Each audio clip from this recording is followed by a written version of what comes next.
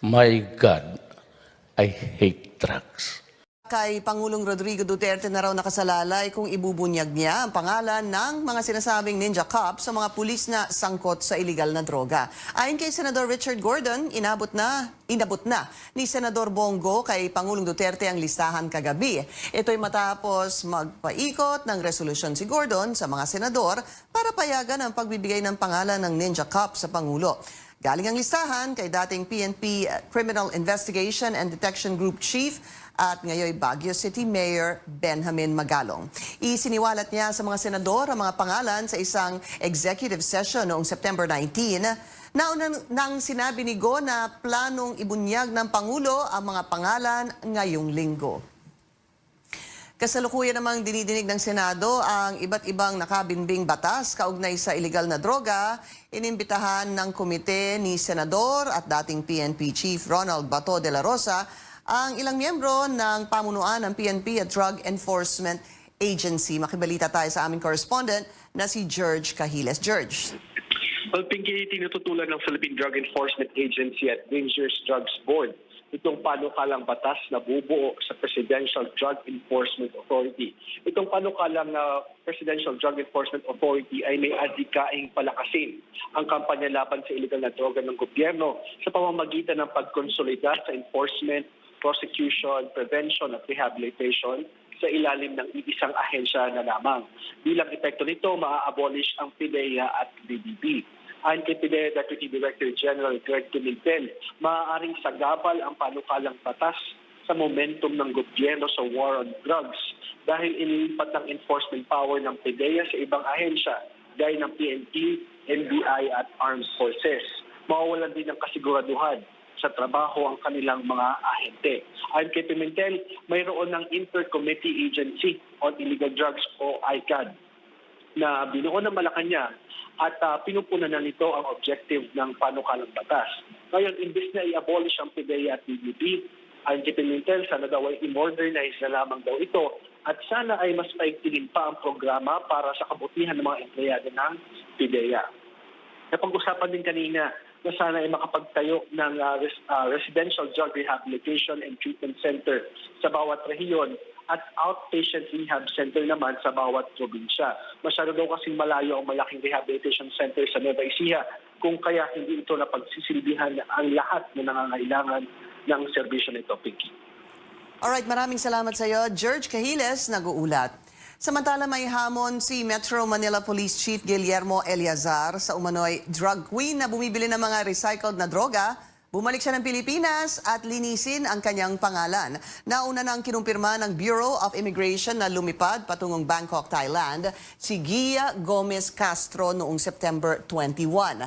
Pinayagan daw siya makalabas ng bansa dahil wala siyang derogatory records. Barangay chairman sa Sampaloc, Maynila si Castro. Patuloy ang pangangalap ng ebidensya ng pulisya laban sa kanya. Nagpapa-case build up na kami ngayon kasi possibly there are other units na earlier nag-conduct na operation na parang na-implicate siya.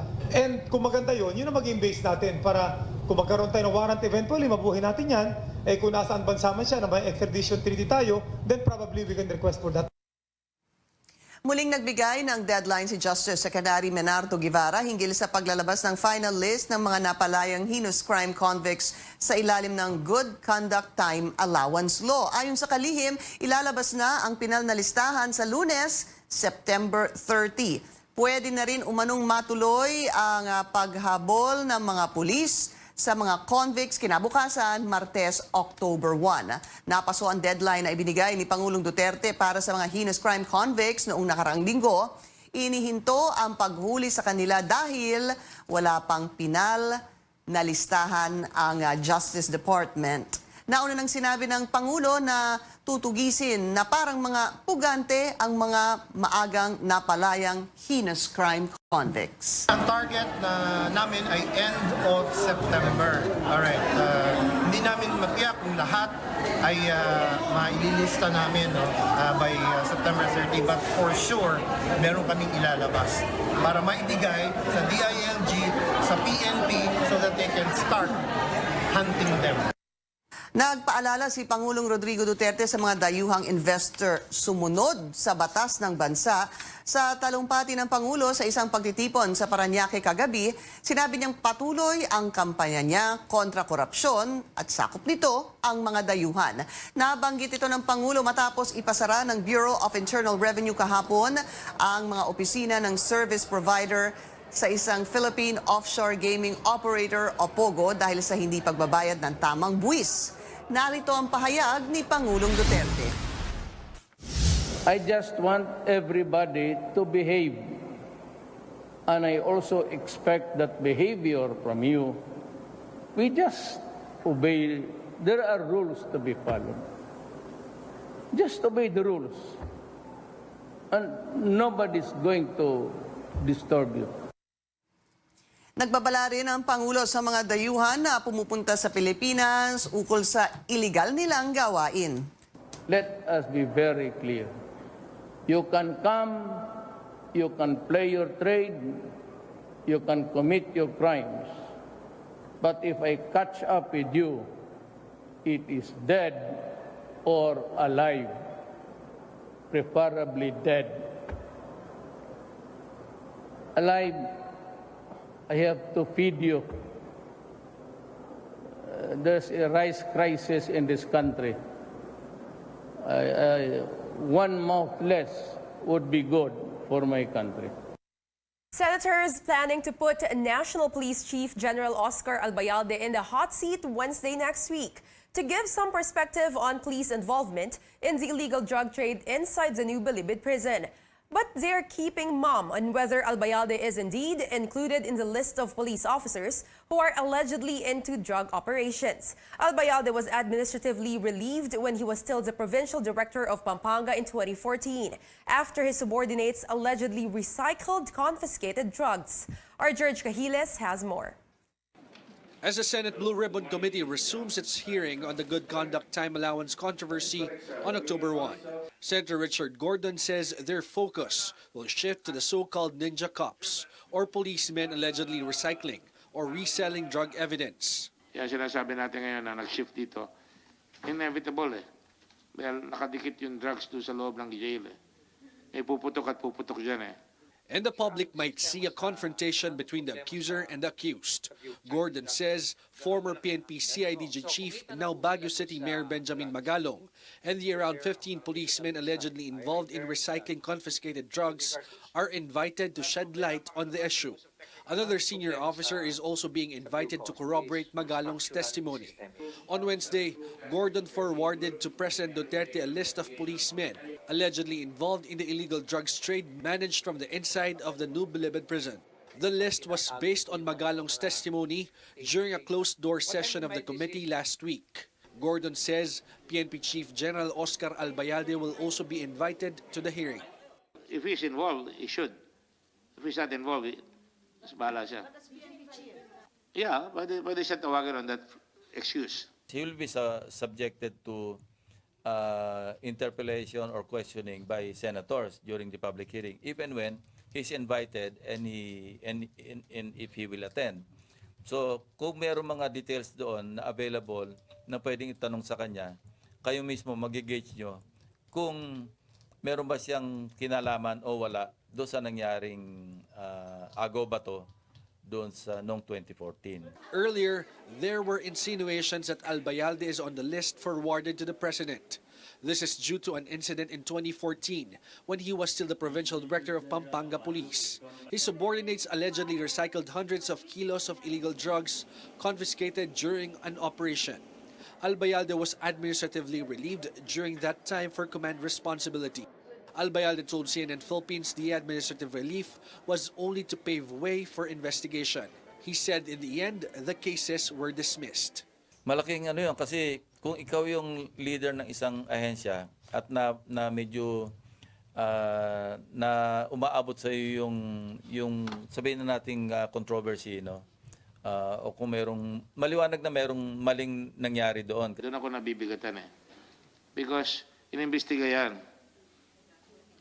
Tapos, pinrenohan ang iniimbestiga. Alam naman niyo yung Pampanga incident, di ba? Tignan nyo lang yun kung saan napunta yung mga tao doon. Gordon did not confirm nor deny if Albayalde is on the list, but surely that's something that the public will find out on October 1. George Cahiles, CNN Philippines. Senate and House leaders calling for a ceasefire after a word war between Senator Ping Lacson and Capiz Representative Fred Castro over the 2020 budget. Here's my report.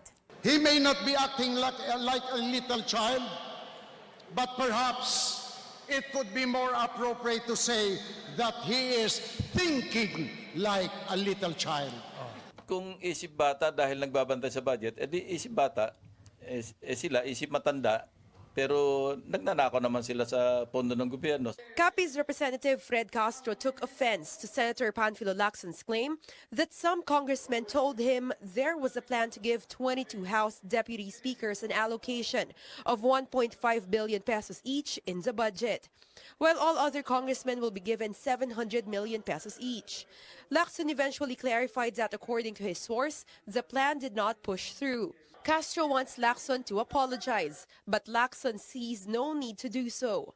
I don't believe that he is a liar, but what I could say is that he is reckless and irresponsible. I say so because he came out with this statement without first verifying the authenticity of his statement. Kung meron dapat mag-apologize, mag-sorry, siguro yung mga congressmen na talagang walang tigil at wala na rin kahihiyan na abusuhin yung budget. Sigurado ko hindi ako yun kasi ako yung tagabantay. Lacson reveals that about a month ago, Castro tried to seek an audience with him in the Senate. The senator, however, refused to meet Castro. He kept on, hitting me not only on the issue of pork, pati yung sa federalism, di ba? Ano yan malumanay magsalita na masakit eh. So, ba't ko siya haharapin? Hindi pa siya nagme-make amends do sa mga atraso niya sa akin last year. Hindi naman ako makipag-plastikan sa kanya eh. For Anak Kalusugan Party List Representative Mike Defensor, an apology is not enough. He also wants to cut the budget of the senators. Would you also advocate taking out a budget from the Senate? No initiative coming from them, since they do not have a constituency anyway. To this, Senate President Tito Soto says, quote, I dare him to try. Some senators also defended their budget. We have a constituency. The constituency is the Filipino people, the ones who voted for me in Aparian, the ones who voted for me in Tawi-Tawi. Those are my constituents. Meanwhile, Senate Majority Leader Mig Zubiri and House Majority Leader Martin Romualdez agreed to a ceasefire for now. Lacson favors the ceasefire but insists he will continue to scrutinize the budget. The Philippine Military Academy coming under intense public scrutiny as more details emerge on a cadet's hazing death. The new Armed Forces Chief on the defense. Our senior correspondent David Santos tells us more. Magandang hapon sa inyong lahat. Lieutenant General Noel Clement facing the media for the first time as Armed Forces Chief. The mess at the Philippine Military Academy, however, is overshadowing his advent to the top post of the AFP. He comes to the defense of the PMA, regarded as Asia's premier military school. Despite the string of suspected hazing cases that led to the death of a fourth-class cadet and the hospitalization of 3 others, Clement remains confident. These cases, he says, are isolated, insisting that hazing is not institutionalized in the PMA. Let me emphasize that the actions undertaken by the alleged perpetrators of this maltreatment are doing this on their own volition. So these are individual actions by individual cadets. And that is what we want to stop. Clement says the use of excessive force during training may be blamed on, quote, overzealousness of upperclassmen. The Baguio City PNP says it now has in its hands a flashlight with taser attached to it, which is believed to have been used to give Cadet Darin Dormitorio an electric shock. Question now is, how can a taser be allowed inside PMA? Wala namang inspection doon na parang you go through a metal detector. Nagba-brown out din sa PMA, kailangan natin ng flashlight. Pero kung ginamit niya ito other than its intended purpose, that's a different story. The AFP Inspector General's office has launched an extensive probe stemming from reports of PMA maltreatment cases. It is also expected to recommend sweeping reforms that may include ensuring devices used in hazing are banned in the institution.